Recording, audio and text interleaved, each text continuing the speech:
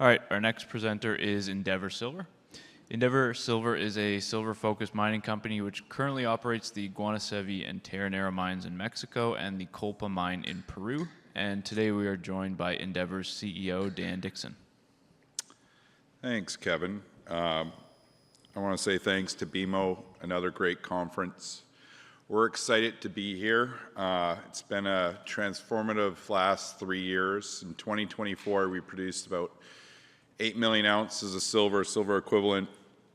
Announced a construction project, our Terronera project, that came into commercial production October 1st of 2025, and now obviously this year we'll get a full year of production out of it. Last year we also bought the Kolpa mine in Peru, so we moved from being in Mexico for 20 years and venturing off into Peru. Obviously we believe a lot in Mexico, #1 jurisdiction in the world for producing silver. The #1 jurisdiction of reserves in the world is Peru, so we think it was a natural evolution for ourselves. And really a lot of people have known the Endeavour name for the last 20 years because of our Guanacevi Bolañitos assets that we built the company off of. Great assets, great way to build a company. Ultimately, they were high-cost assets with short mine lives. Sometimes that makes it difficult for the investment community. Great trading stock, and I think in the last 4 years we've really focused on shifting ourselves to long-lived assets that are low cost. We really believe that Terronera is going to be one of the lowest cost assets in the silver space, an asset that we have coming behind Pitarrilla that we expect to have a construction decision on hopefully next year and go through the feasibility study and deliver a feasibility study this year.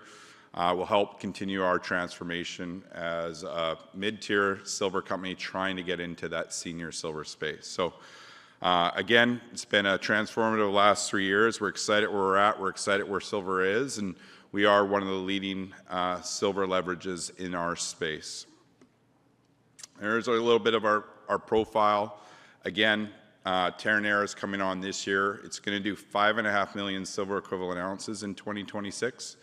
It's designed to do upwards of 7 million silver equivalent ounces per year. Just we have lower grade material going in as we go through teething issues, in which we're almost through here at Terronera, and expect the second half of the year to be in line with what we had in our original feasibility study.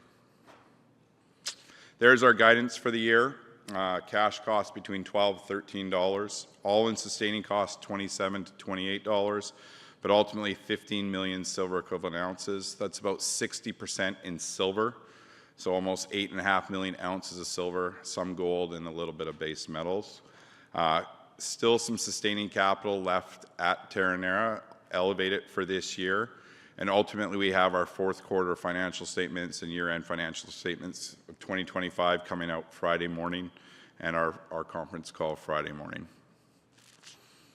In our space, it's gotten very consolidated over the last couple of years. Silver itself is quite a small space.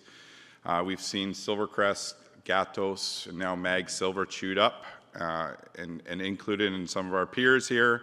From a silver production standpoint, last year we were about 56% of our revenue came from silver. As I say, 35% from gold. This year with higher prices, we're closer to 60-65% silver. But again, some of the best silver leverage in our space is at Endeavour Silver. Our recent highlights I've touched on. We sold Bolañitos. We announced that in Q4. We closed that January 15th. We also issued $350 million of convertible debt. That was done at 0.25% interest, 33% up.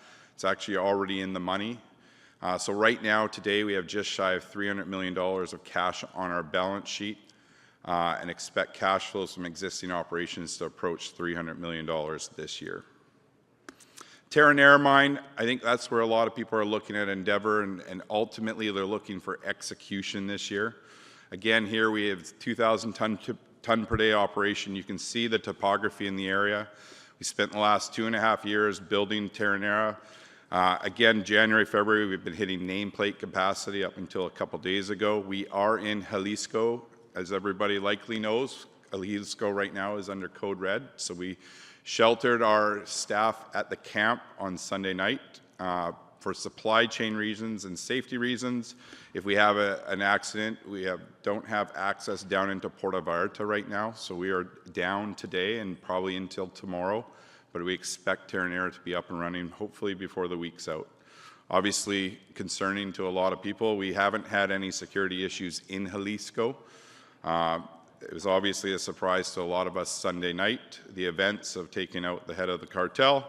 We'll see how this progresses over the next couple days for sure. Again, this mine, when it's operating, will be one of the lowest operating mines in our space. The gold's about 40% of the revenue. That gold will pay for the silver. So annually, we'll produce about 4 million ounces of silver, 40,000 ounces of gold. That gold pays for cost of sales, sustaining capital, exploration. So effectively, the silver will come for free. $80 silver price, 4 million ounces of silver, $320 million of cash flow before taxes, pretty straightforward. Taxes in Mexico, 30% tax rate, EBITDA tax of 8.5%. Terronera should punch out about $250 million of cash flow a year at these prices. So pretty spectacular. We have over 25,000 hectares here. We have a 10-year reserve life. We know this mine's going to go beyond the 10 years, 15, 20, 25 years. You can see the magenta zone on Terronera. The resource doesn't end there. That's where our drilling ends. As we get into that magenta zone, which is expected at the midpoint of this year, we'll cross-cut through, drill underneath, and we expect to extend mine life and be here 15, 25 years. There's about 14 veins that we've drilled. 5 veins have been north of 400-gram silver equivalent up to kilos. We'll start the rigs on that again at the back half of this year, focused on a vein called Pitarrilla, again with the idea to continue to extend mine life and be here 15, 20, 25 years. The Kolpa mine, we bought this for $145 million May 1st of last year. It produces about 5 million silver equivalent ounces. 40% of that is in silver, so 2 million to 2.5 million silver equivalent ounces. This year, we're growing the mine from 2,000 tons to 2,500 tons per day. Ultimately, we expect that expansion to be done here in Q1. That means that we'll produce about 2.3 to 2.5 million ounces of silver here, plus zinc, plus lead, and a little bit of copper. We've been very excited about Kolpa. Where we think we can bring a lot of value is in exploration. There's a historical resource that had about 118 million silver equivalent ounces here. We're proving that up, validating all that work, sending the assays out to third parties, and then we'll release a resource later this year. We owe $10 million if the resource is over $100 million or 120 million ounces. We expect to pay that $10 million. We'll gladly pay it. And then from there, it's about step-out drilling. There's about 4 corridors at Kolpa. And ultimately, right now, they're mining the Buenaventura vein, or that's the main area of resource source, and they're going along the edges. It goes down about 200, 250 meters. The resource doesn't end there. That's where the water table is. Ultimately, these prices, and with hydropower in Peru, you can go deeper. We expect to start drilling those deeper areas later this year, and also focusing on the 3 other corridors. So we're right now drilling an area we call Poderosa West. We've been getting good grades, better widths, and ultimately an ability to really grow resources and be at Kolpa for 15, 20, 25 years. When we acquired Kolpa, the team reported into a real estate family, a closed-end fund. They've got an internal audit group, accounting group, HR group. So we've been very blessed of how well they've operated. And again, we feel like we can bring a lot of exploration expertise to this area and continue to grow our asset base in Peru, hopefully over the next couple of years. Guanacevi, I won't spend much time here. We've been here 22 years. It continues to produce. It is a high-cost producer because of the royalty regime that's in place. Currently, we have 2 years of reserves. We've never had more than 2 years of reserves, and we've been operating here for 22 years. We have some partners in the area, Carlos Slim, Minera Frisco. They own a lot of concessions around us. We are actually mining from various concessions of his and paying that royalty. And hopefully we can extend that and continue on at Guanacevi. And then ultimately our Pitarrilla project. So this is the next step of our growth, one of the world's largest undeveloped silver deposits. 600 million ounces of silver has been defined here. SSR invested $145 million, 225,000 meters into drilling. We've owned this since 2022. We bought it for $70 million at that point. Since then, we've been looking at it from an underground standpoint. The underground portion of this mine is permitted. A plant site has been permitted. We are working on a tailings storage facility, a dry stack facility, that we expect to have a permit for Q1 2027. This year, we're going to deliver a feasibility study on Pitarrilla. We already have a ramp that goes right on top of a manto. That manto hosts about 7 million tons, grading about 270 grams silver equivalent. And then there's 3 feeder structures that go down to a depth 800 meters below the manto. That 800 meters of length hosts about 13 to 15 million tons. That is going to make up basically a 15-year mine life of 4,000 tons per day at relatively low cost, producing about 7 million ounces of silver plus zinc and lead. A lot of people know Pitarrilla for the open pit, 30,000 tons per day that was put out in a feasibility study by Silver Standard in 2012.